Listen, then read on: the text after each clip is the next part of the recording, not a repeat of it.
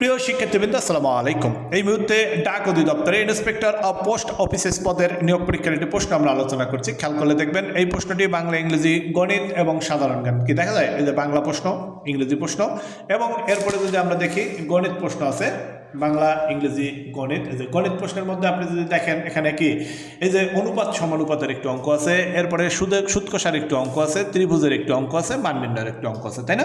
আচ্ছা, আপনি একটু খেয়াল করে দেখেন তো যে প্রাথমিক শিক্ষক নিয়োগ পরীক্ষার জন্য কিন্তু এই অনুপাত সমানুপাতের অঙ্ক করতে হবে, সুদের হার অঙ্ক করতে হবে, মানে সুদ আসলের অঙ্ক করতে হবে, একইভাবে জ্যামিতির অঙ্ক করতে হবে এবং মান নির্ণয়ের অঙ্ক বীজগণিতের অঙ্ক থেকে আপনাকে করতে হবে। তাহলে এই যে ডাক বিভাগের এই নিয়োগ পরীক্ষার প্রশ্নটি আলাদা করে কোনো প্রশ্ন আছে? নো।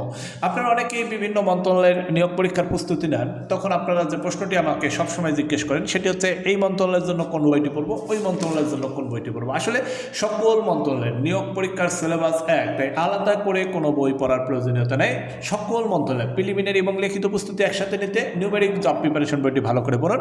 নিউমেরিক জব প্রিপারেশন বইয়ে 157টি বিভিন্ন মন্ত্রণালয়ের নিয়োগ পরীক্ষার প্রশ্ন ব্যাখ্যা সহ থাকার কারণে আলাদা করে কোনো জব সলিউশন বই আপনাকে পড়তে হবে না এবং বিষয়ভিত্তিক টপিক ধরে ধরে আলোচনা থাকার কারণে আপনাকে আলাদা করে ডাইজেস্ট বই কিনতে হবে না। নিউমেরিক জব প্রিপারেশন বইটি হতে পারে আপনার সরকারি চাকরির প্রস্তুতির সেরা সহায়ক গ্রন্থ।